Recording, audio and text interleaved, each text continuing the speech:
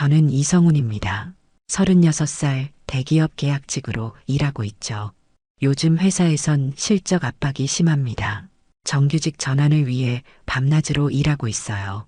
퇴근 후에는 배달 아르바이트로 생계를 이어가고 있습니다. 아내 한지혜는 34, 어린이집 교사로 일하고 있죠. 우리 딸 서윤이는 올해 8살 초등학교 2학년입니다. 여보, 오늘은 언제 들어와? 출근길에 지혜가 물었습니다. 글쎄, 오늘도 야근하고 바로 배달 나가야 할 것 같은데. 지혜의 얼굴에 실망감이 스쳐 지나갔어요. 하지만 어쩔 수 없었습니다. 계약직에서 정규직으로 전환되려면 남들보다 2배는 더 일해야 했으니까요. 게다가 대출금에 서윤이 학원비까지. 배달 아르바이트를 그만둘 수는 없었어요. 당신은 늘 일만 해. 지혜가 한숨을 쉬었습니다. 그 말에 반박하고 싶었지만 피곤한 몸을 이끌고 출근해야 했기에 대답 대신 가볍게 고개만 끄덕였죠. 아내의 서운함을 이해하지만 지금은 가족의 생계를 위해 어쩔 수 없는 선택이라고 생각했습니다. 퇴근 후 배달을 마치고 집에 돌아오는 시간은 보통 자정을 넘겼어요. 그때쯤이면 지혜와 서윤이는 이미 잠들어 있었고 저는 아침에 일어나 출근 준비를 하는 동안 아내와 딸을 깨우지 않으려 조용히 움직였습니다. 주말에도 쉬지 못하고 일했죠.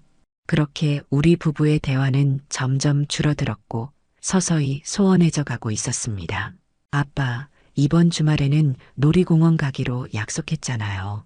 어느 저녁 서윤이가 투정을 부렸어요. 미안해, 서윤아. 다음에 꼭 가자. 아빠가 지금 중요한 프로젝트 때문에 바빠서. 서윤이의 실망한 표정이 마음에 걸렸지만 어쩔 수 없었습니다. 지혜는 묵묵히 서윤이를 달래며 저를 이해하라고 했죠. 그때만 해도 아내가 얼마나 외로워하고 있는지 깨닫지 못했어요. 여보, 우리 좀 시간 내서 같이 대화할 수 있을까? 어느 날 지혜가 조심스럽게 물었습니다. 응? 무슨 일 있어? 저는 서류 작업에 집중한 채 대답했어요. 그냥 우리 요즘 대화가 너무 없는 것 같아서. 지혜의 목소리에는 외로움이 묻어 있었습니다. 미안해. 지금 정말 바빠. 조금만 기다려줘. 정규직 되면 좀 나아질 거야. 그렇게 대화는 또 미뤄졌고 지혜는 깊은 한숨을 내쉬며 침실로 들어갔어요.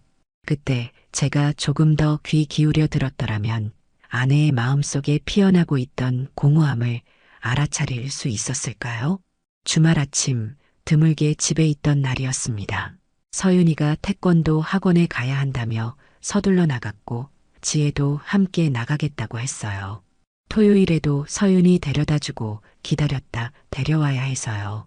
점심은 밖에서 먹고 올게요. 저는 고개를 끄덕이며 조심히 다녀와라고 말했습니다. 그리고 집에 홀로 남아 밀린 업무를 처리했어요.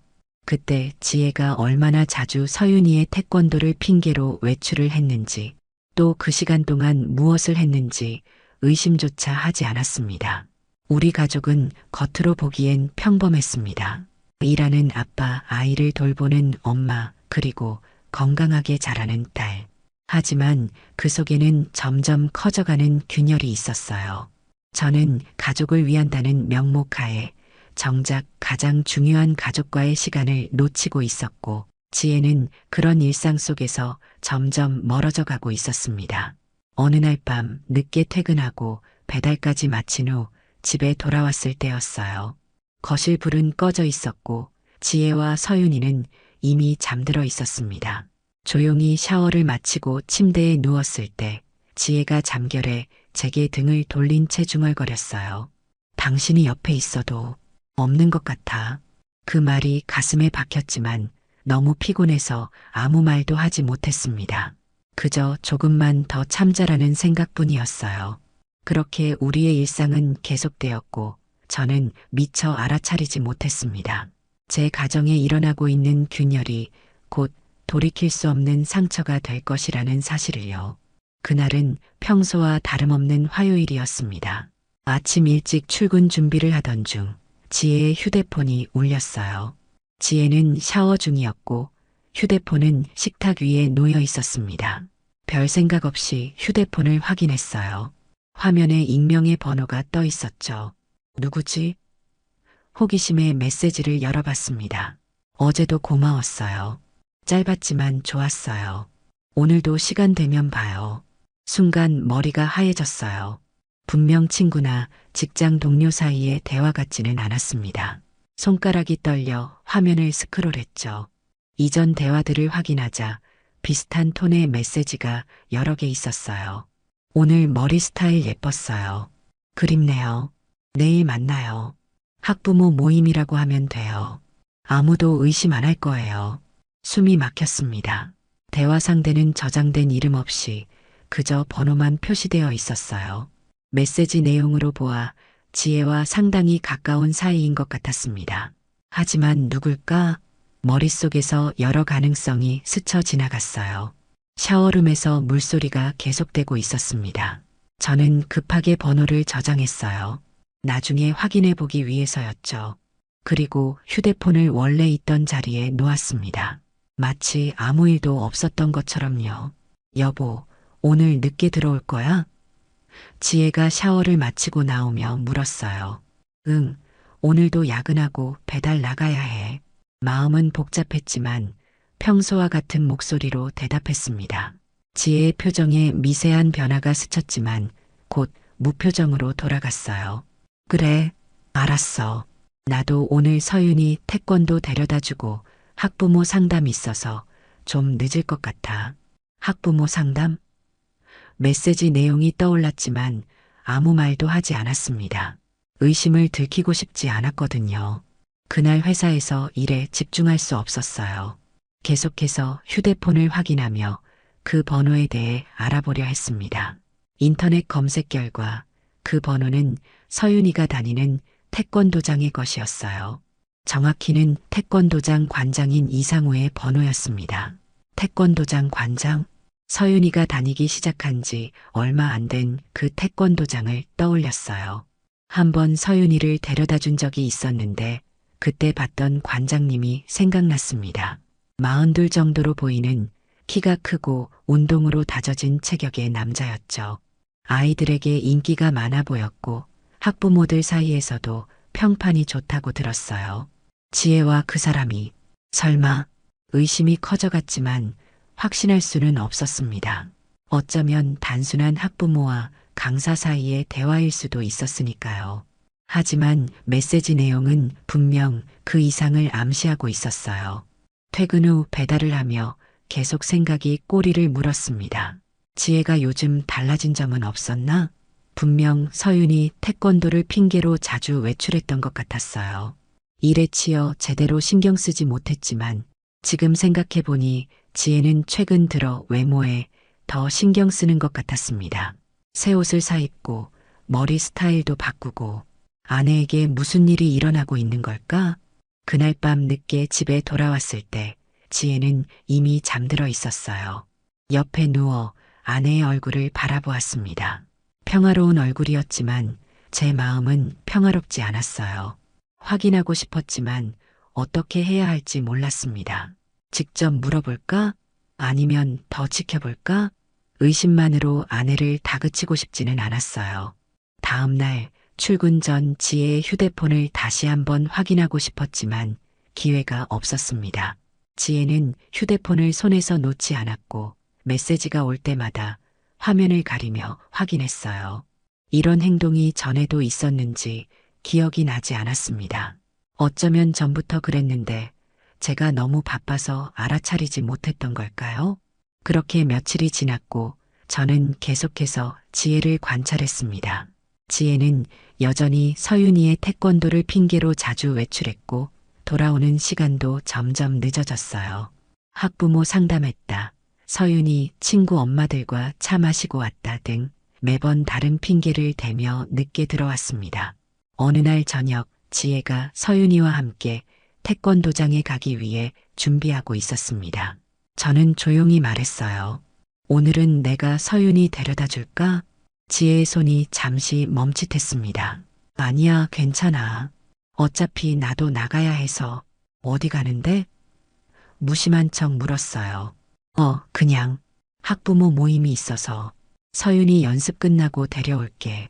서윤이가 가방을 들고 나왔습니다. 아빠도 같이 가요? 아니, 아빠는 오늘 일이 있어서. 지혜가 급하게 대답했어요. 저는 서윤이의 머리를 쓰다듬으며 웃었습니다. 다음에 아빠가 꼭 보러 갈게. 오늘은 엄마랑 다녀와. 두 사람이 현관문을 나서자마자 저는 재빨리 준비를 했어요. 태권도장까지 따라가 보기로 마음먹었습니다.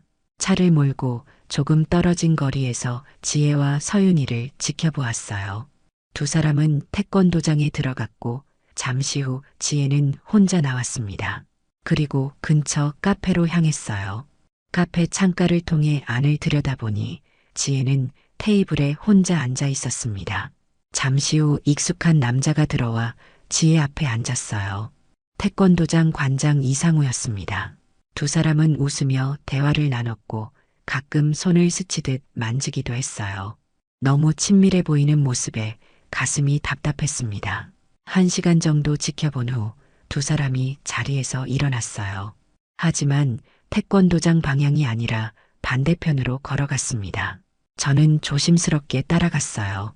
두 사람은 카페에서 멀지 않은 모텔 앞에 멈춰 섰습니다. 이상우가 주변을 살피며 지혜의 등을 가볍게 밀어 모텔 안으로 들어갔어요. 그 순간 모든 것이 명확해졌습니다. 의심이 확신으로 바뀌는 순간이었어요. 하지만 저는 그 자리에서 움직일 수 없었습니다. 숨이 막히고 눈앞이 캄캄해졌어요. 아내가 다른 남자와 어떻게 집으로 돌아왔는지 기억이 나지 않았습니다. 그저 멍하니 소파에 앉아 시간이 흐르는 것을 지켜보았어요. 2시간 후 현관문이 열리는 소리가 들렸습니다. 지혜와 서윤이가 돌아온 거였죠. 아빠, 오늘 발차기 완벽하게 성공했어요. 서윤이가 뛰어와 자랑했습니다. 저는 억지로 미소를 지으며 서윤이를 안아주었어요. 우리 딸 정말 대단하네. 다음에 꼭 보러 갈게. 지혜는 조용히 제 눈을 피했습니다. 서윤아, 손 씻고 와. 저녁 먹자. 저는 아무 말도 하지 않았어요. 어떻게 대처해야 할지 혼란스러웠습니다. 직접 본 사실을 말해야 할까? 아니면 더 많은 증거를 모아야 할까? 서윤이를 생각하면 함부로 행동할 수 없었어요. 학부모 모임은 어땠어? 저녁 식사 중에 무심한 척 물었습니다. 지혜는 잠시 표정이 굳었다가 곧 자연스럽게 대답했어요. 그냥 그랬어. 서윤이 학년 엄마들이 모여서 이런저런 얘기했지. 거짓말이었습니다. 지혜의 눈이 흔들렸고 손가락으로 식탁을 두드리는 버릇이 튀어나왔어요. 지혜가 거짓말할 때 항상 그랬습니다. 그렇구나. 어떤 얘기들 했어? 계속 물었어요. 별거 없어. 그냥 학교 이야기, 학원 이야기, 뭐 그런 거. 대화는 그렇게 흐지부지 끝났고 그날 밤 우리는 같은 침대에 누웠지만 천리 떨어진 것처럼 멀게 느껴졌습니다. 지혜는 등을 돌린 채 잠들었고 저는 밤새 천장만 바라보며 생각했어요. 어떻게 이 상황에 대처해야 할지. 다음 날부터 저는 새벽에 일어나 지혜의 휴대폰을 확인하기 시작했습니다. 제 의심대로 이상우와의 메시지가 계속해서 오갔어요. 만남 장소와 시간을 조율하는 대화, 서로를 그리워하는 내용, 간혹 부적절한 내용까지 모든 것이 명백했습니다. 또한 서윤이의 태권도 수업이 있는 날이면 어김없이 지혜는 학부모 모임이나 친구 만남을 핑계로 늦게 돌아왔어요. 그리고 돌아올 때마다 지혜에게서는 샤워를 한 듯한 냄새가 났습니다. 모든 증거가 제 눈앞에 있었지만 직접적으로 대면하는 것은 두려웠어요. 그 사실을 인정하는 순간 우리 가정이 무너질 것만 같았으니까요. 이틀 후 저는 퇴근 후 평소처럼 배달 아르바이트를 하고 있었습니다. 비가 오는 궂은 날씨였어요. 배달앱에서 새로운 주문이 들어왔습니다. 어떤 모텔에서 피자 배달을 요청했어요. 주문자 이름은 익숙하지 않았지만 그냥 평범한 배달이라 생각했습니다. 모텔에 도착해 엘리베이터를 타고 해당 층으로 올라갔어요. 복도를 걸으며 방 번호를 확인했습니다. 이런 배달은 자주 있는 일이라 별 생각 없이 문 앞에 서서 인터폰을 눌렀어요. 피자 배달 왔습니다. 잠시 후 문이 열렸고 그 순간 제 심장이 멈춘 것 같았습니다. 문을 연 사람은 다름 아닌 지혜였어요. 지혜도 저를 보는 순간 얼굴이 하얗게 변했습니다. 우리는 서로 말없이 바라보았어요. 누구야?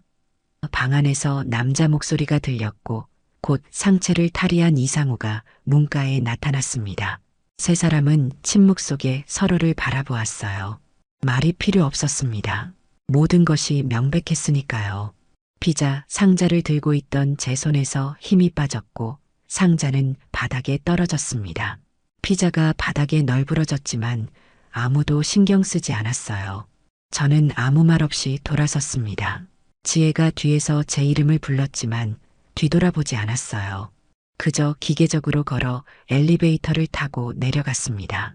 비가 여전히 내리고 있었고 저는 그대로 비를 맞으며 걸었어요. 정신을 차렸을 때는 이미 모텔에서 몇 블록 떨어진 곳이었습니다.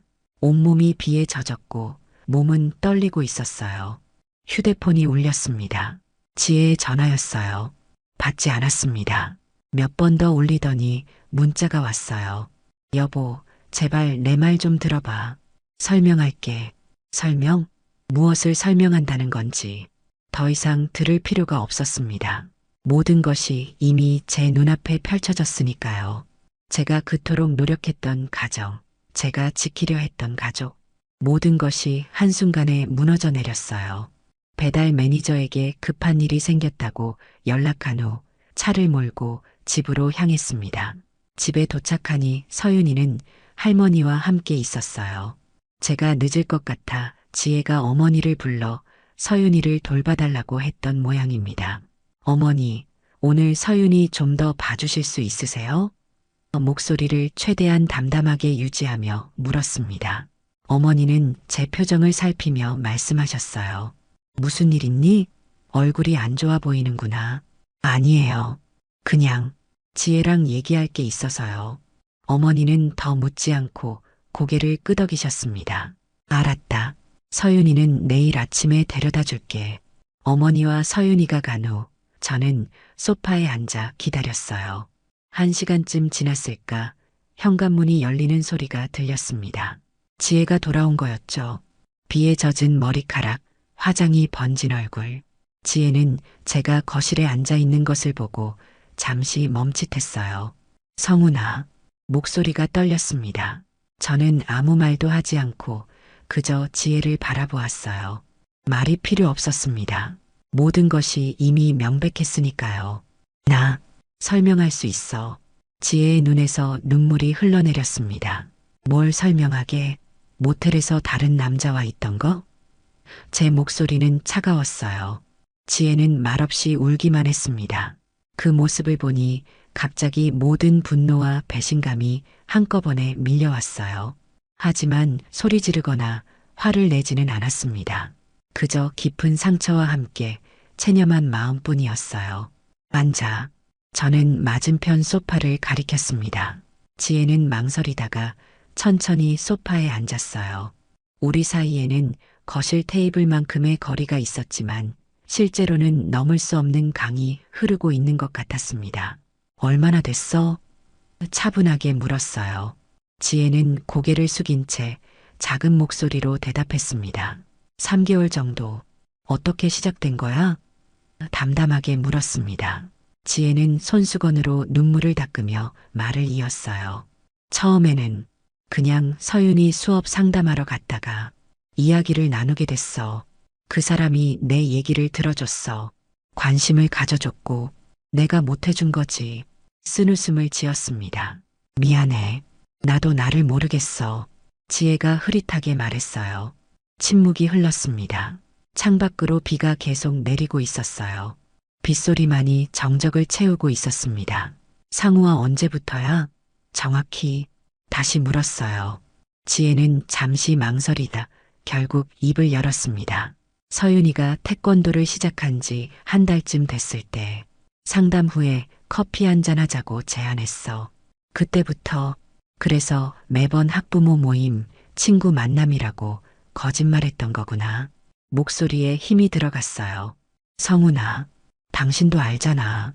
당신은 늘 바빴어. 집에 있어도 일하느라 바빴고, 대화도 거의 없었잖아. 나는 너무 외로웠어. 그 말에 가슴이 찢어지는 듯 했습니다. 일부는 사실이었으니까요. 정규직 전환을 위해, 가족의 생계를 위해 일만 했던 제 모습이 떠올랐어요. 하지만 그게 다른 남자에게 가는 이유가 될 수는 없었습니다. 그래서 바람을 핑계로 삼았구나. 조용히 말했어요. 지혜의 눈에서 다시 눈물이 흘러내렸습니다. 핑계가 아니야. 정말 외로웠어. 누군가 내 얘기를 들어주고 나를 봐주는 사람이 필요했어. 그걸 나한테 말했어야지. 왜 다른 남자에게 갔어? 감정이 북받쳐 올랐어요. 말했잖아. 몇 번이나.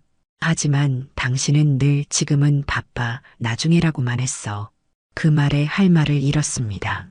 기억을 더듬어 보니 지혜가 여러 번 대화를 시도했던 순간들이 떠올랐어요. 하지만 저는 늘 일이 바쁘다는 핑계로 미뤘었죠. 그래도 그렇다고 다른 남자와 목이 메었습니다. 지혜는 고개를 숙인 채 말없이 흐느꼈어요. 저도 눈물이 났지만 참았습니다.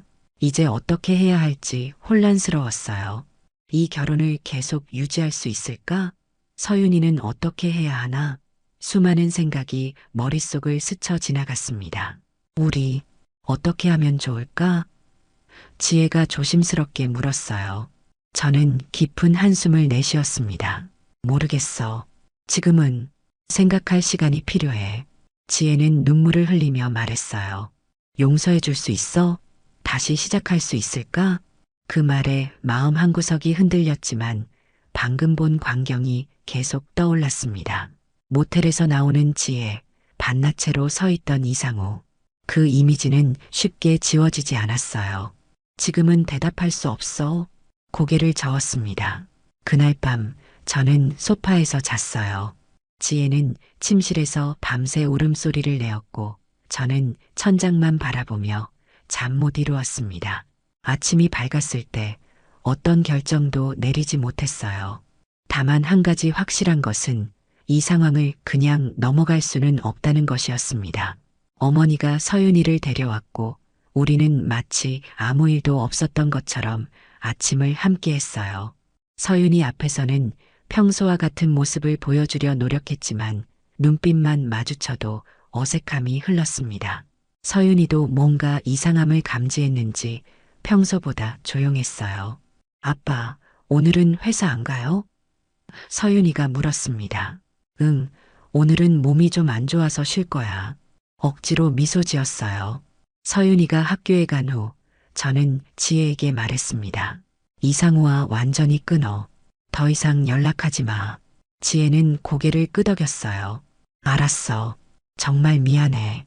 그렇게 말했지만 과연 지혜가 정말로 그 관계를 끊을지 또 우리가 이 상처를 극복할 수 있을지는 의문이었습니다. 하지만 서윤이를 위해서라도 노력해보기로 했어요. 이틀이 지났습니다. 지혜는 태권도장에 가지 않았고 이상우와의 연락도 끊었다고 했어요. 하지만 제 마음속 깊은 곳에서는 여전히 의심이 자리 잡고 있었습니다. 한번 깨진 신뢰는 쉽게 회복되지 않으니까요. 저는 회사에 휴가를 냈습니다. 그리고 조용히 이상우에 대해 알아보기 시작했어요. 태권도장 주변을 돌아다니며 지켜보기도 하고 인터넷에서 정보를 찾기도 했습니다. 그 과정에서 놀라운 사실들을 알게 되었어요. 이상우는 지혜뿐만 아니라 다른 학부모들과도 비슷한 관계를 맺고 있다는 소문이 있었습니다. 특히 한 이혼한 여성과는 꽤 오랫동안 관계를 유지해왔다는 이야기도 들었어요. 또한 도장 여직원들과의 문제도 여러 번 있었다고 했습니다. 이런 사람과 지혜가 분노가 치밀어 올랐지만 냉정함을 유지했어요. 감정적으로 대응하면 오히려 불리해질 수 있다는 것을 알았습니다. 그래서 저는 체계적으로 정보를 모으기 시작했어요. 이상우의 태권도장에 대한 비위 정황, 학부모들과의 부적절한 관계 증거, 직원들의 증언 등을 수집했습니다. 어느 날 용기를 내어 이혼한 여성을 찾아갔어요. 처음에는 경계하는 눈빛이었지만 제 상황을 설명하자 그녀도 자신의 경험을 털어놓았습니다. 이상우는 처음엔 정말 다정하고 이해심 많은 사람처럼 보여요. 특히 외로운 여성들에게 접근하는 방식이 교묘하죠. 그녀가 말했습니다. 다른 피해자들도 있나요? 조심스럽게 물었어요. 몇 명 알고 있어요. 대부분 비슷한 패턴이에요. 아이 수업을 핑계로 접근해서 감정적인 유대를 형성한 뒤 그 이야기를 들으며 마음이 무거워졌습니다. 지혜도 그런 수법에 넘어간 것이겠죠. 외로움에 지쳐있던 지혜에게 이상우는 위로와 관심을 주는 사람으로 다가왔을 테니까요. 충분한 정보를 모은 후 저는 행동에 나섰습니다. 먼저 동네 커뮤니티 사이트에 익명으로 이상우의 행태에 대한 제보를 올렸어요. 물론 구체적인 증거와 함께요. 그리고 몇몇 피해 여성들에게 연락해 함께 대응하자고 제안했습니다. 반응은 즉각적이었어요. 게시물은 순식간에 퍼졌고 더 많은 피해자들이 나타나기 시작했습니다. 이상우의 태권도장에 대한 평판이 급격히 나빠졌고 수강생들이 하나둘씩 빠져나가기 시작했어요. 지혜는 이 모든 상황을 알고 있었을까요? 저는 그녀에게 직접적으로 말하지 않았지만 인터넷에 퍼진 소문을 그녀도 알게 되었을 겁니다. 어느 날 저녁 지혜가 조심스럽게 물었어요.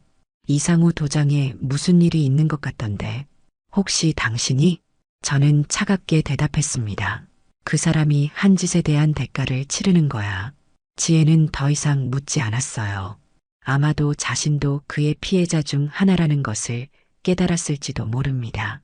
하지만 저는 여기서 멈추지 않았어요. 변호사를 찾아가 상간소송에 대해 상담했습니다. 변호사는 제가 모은 증거들을 검토한 후 충분히 승소 가능성이 있다고 말했어요.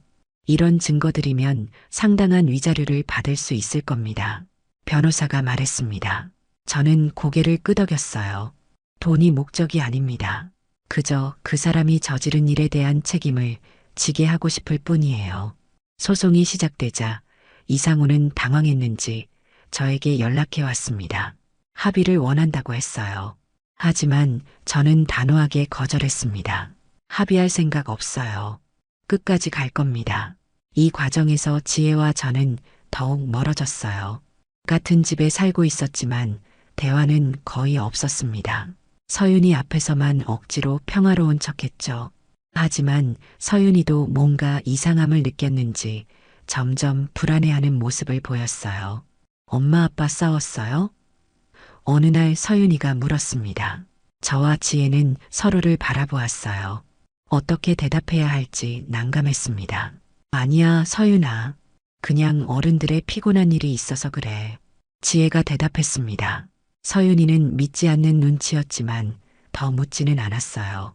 아이의 눈빛이 마음을 아프게 했습니다. 이 상황이 서윤이에게 어떤 영향을 미칠지 생각하니 가슴이 무거워졌어요. 소송이 진행되는 동안 이상우의 태권도장은 점점 더 어려워졌습니다.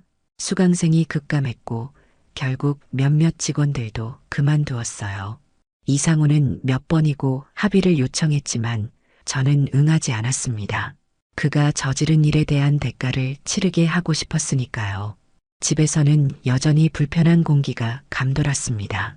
지혜는 계속해서 용서를 구했고 관계 회복을 위해 노력하는 모습을 보였어요. 하지만 제 마음속에 있는 상처는 쉽게 아물지 않았습니다. 우리 다시 시작하면 안 될까? 어느 날 저녁 서윤이가 잠든 후 지혜가 조심스럽게 물었어요. 저는 침묵하다가 천천히 입을 열었습니다. 지혜야, 나는 정말 우리 가족을 위해 최선을 다했어. 바쁘고 힘들었지만 그건 모두 우리 가족의 미래를 위한 거였어. 알아. 내가 얼마나 노력했는지 이제야 깨달았어. 지혜의 목소리가 떨렸어요. 넌 내가 힘들게 버틴 시간 동안 다른 사람 품에 있었어. 목소리가 흔들렸습니다. 지혜는 눈물을 흘리며 말했어요. 정말 미안해. 용서해줘. 다시 시작하자. 서윤이를 위해서라도 저는 깊은 숨을 내쉬었습니다. 이 결정이 얼마나 어려운지. 하지만 더 이상 감정을 속일 수 없었어요. 미안해. 하지만 용서는 할 수 있어도 예전으로 돌아갈 수는 없을 것 같아. 그리고 저는 서랍에서 서류 봉투를 꺼내 테이블 위에 올려놓았습니다. 이혼 서류였어요. 이게 뭐야? 지혜의 목소리가 떨렸습니다. 이혼 서류야. 내가 작성해뒀어. 담담하게 말했어요. 성훈아, 제발. 지혜가 울며 매달렸습니다. 하지만 저는 이미 결정을 내린 상태였어요. 너무 많은 것이 깨져버렸고 더 이상 예전으로 돌아갈 수 없다는 것을 깨달았습니다. 서윤이는 내가 키워. 나는 주말마다 만나고 양육비도 충분히 보낼게. 서윤이에게는 천천히 설명해주자. 지혜는 계속해서 울며 말했어요. 우리 가족을 포기하는 거야? 정말 이대로 끝내려고? 지혜야, 내가 포기한 게 아니야. 내가 그날 모텔에 들어갔을 때 이미 끝난 거야. 그 말을 남기고 저는 자리에서 일어났습니다. 지혜는 계속해서 울며 따라붙었지만 저는 뒤돌아보지 않았어요. 너무 아팠고 더 이상 견딜 수 없었습니다. 그날 밤 저는 짐을 챙겨 집을 나왔어요. 친구의 집에서 임시로 지내기로 했습니다. 서윤이에게는 잠시 출장을 간다고 거짓말했어요. 아이에게 갑자기 이런 상황을 설명하기는 어려웠으니까요. 집을 나오는 순간 가슴이 찢어지는 듯 했습니다. 이제까지 함께한 시간, 서윤이와의 추억들, 모든 것을 뒤로 한 채 떠나야 한다는 현실이 너무 고통스러웠어요. 하지만 다른 선택지는 없었습니다. 이 결혼은 이미 돌이킬 수 없을 만큼 깨져버렸으니까요. 친구의 집에 도착해 짐을 풀었습니다. 텅 빈 방을 바라보며 깊은 한숨을 내쉬었어요. 이제 새로운 시작을 해야 했습니다. 아내 없이, 가족 없이, 혼자서. 다음 날 회사에 출근해 상사에게 상황을 간략히 설명했습니다. 다행히 상사는 이해해 주었고 오히려 격려해 주었어요. 힘든 시간이겠지만 일에 집중하는 것도 도움이 될 거야. 그리고 정규직 전환. 좋은 소식이 있을 거라 생각해. 그 말에 조금이나마 위안을 얻었습니다. 적어도 일에서만큼은 성과를 인정받고 있었으니까요. 후에 들은 이야기로는 상간소송에서 제가 승소했다고 합니다. 이상우는 상당한 위자료를 지불해야 했고 결국 태권도장도 문을 닫았어요. 그는 다른 지역으로 떠났다고 하더군요. 6개월이 지났습니다. 이혼 절차는 생각보다 순탄하게 진행되었어요. 지혜는 더 이상 저를 붙잡으려 하지 않았고 서윤이의 양육권은 합의하에 지혜가 갖게 되었습니다. 저는 주말마다 서윤이를 만났어요. 처음에 서윤이에게 이혼 사실을 알릴 때는 정말 힘들었습니다. 아이의 눈에 고인 눈물을 보는 것이 가장 큰 고통이었어요. 아빠가 집에 안 살아요? 서윤이가 떨리는 목소리로 물었습니다. 응, 서윤아. 아빠랑 엄마가 이제 따로 살기로 했어. 하지만 아빠는 항상 서윤이를 사랑해. 주말마다 만나러 올게. 서윤이는 한동안 적응하기 힘들어했지만 시간이 지나면서 점차 상황을 받아들이기 시작했어요. 저는 주말마다 서윤이를 데리고 놀이공원도 가고 영화도 보고 함께 시간을 보내려 노력했습니다. 회사에서는 드디어 정규직으로 전환되었어요. 그동안의 노력이 인정받은 순간이었습니다. 배달 아르바이트는 그만두었고 경제적으로도 조금씩 안정을 찾아가고 있었어요. 새로운 원룸에서의 생활도 서서히 익숙해졌습니다. 처음에는 너무 적막하고 외로웠지만 점차 혼자만의 공간에서 오는 자유로움을 느끼기 시작했어요. 퇴근 후에는 취미 생활도 시작했고 간간히 친구들과 만나기도 했습니다. 지혜와는 서윤이 문제로만 연락을 주고받았어요. 가끔 그녀의 목소리를 들으면 여전히 가슴 한구석이 아팠지만 그것도 시간이 지나면서 점차 무뎌졌습니다. 어느 토요일 서윤이와 놀이공원에 갔다가 우연히 지혜를 마주쳤어요. 그녀 옆에는 낯선 남자가 있었습니다. 이상우는 아니었어요. 서윤이가 화장실에 간 사이 지혜가 다가왔습니다. 잘 지내? 지혜가 조심스럽게 물었어요. 응, 그럭저럭. 너는? 담담하게 대답했습니다. 나도. 그냥 그래. 지혜의 눈에는 여전히 미안함이 서려 있었어요. 잠시 어색한 침묵이 흘렀고 이내 서윤이가 돌아왔습니다. 아이는 엄마를 보고 반가워하며 달려갔어요. 세 사람이 함께 있는 모습이 예전의 가족처럼 보였지만 이제는 그저 추억일 뿐이었습니다. 다음 주에 서윤이 데리러 갈게. 헤어지며 말했어요. 지혜는 고개를 끄덕였고 서윤이는 아쉬운 듯 저를 바라보았습니다. 아빠, 다음에 또 놀이공원 와요. 그래, 다음에 또 오자. 서윤이의 머리를 쓰다듬으며 미소 지었어요. 그렇게 헤어진 후 집으로 돌아가는 길에 문득 깨달았습니다. 더 이상 지혜에 대한 분노나 배신감이 크게 느껴지지 않았어요. 그저 지나간 일로 받아들이게 된 것 같았습니다. 퇴근 후 집으로 돌아가는 길, 저는 스스로에게 말했어요. 나는 누구에게도 미안하지 않아. 이제 내 시간을 살 거야. 조용한 밤 원룸으로 돌아와 창밖을 바라보았습니다. 도시의 불빛들이 반짝이고 있었어요. 한때는 그 불빛들이 너무 차갑고 외롭게 느껴졌지만 이제는 그 속에서 새로운 가능성을 보게 되었습니다. 물론 여전히 서윤이가 보고 싶을 때가 많고 가끔은 가족이었던 시절이 그립기도 해요. 하지만 이제는 스스로를 위한 삶을 살기로 결심했습니다. 누군가에게 의지하거나 누군가를 위해 희생하는 삶이 아닌 제 자신을 위한 삶을요. 서랍을 열어 오래된 가족 사진을 꺼냈습니다. 행복하게 웃고 있는 세 사람의 모습이 담겨 있었어요. 잠시 바라보다가 다시 서랍에 넣었습니다. 그 시절은 이제 추억으로만 남겨두기로 했어요. 창밖으로 별들이 빛나고 있었습니다. 새로운 시작을 약속하는 듯한 밤하늘이었어요. 저는 깊은 숨을 내쉬며 생각했습니다. 이제 정말 새로운 시작이다.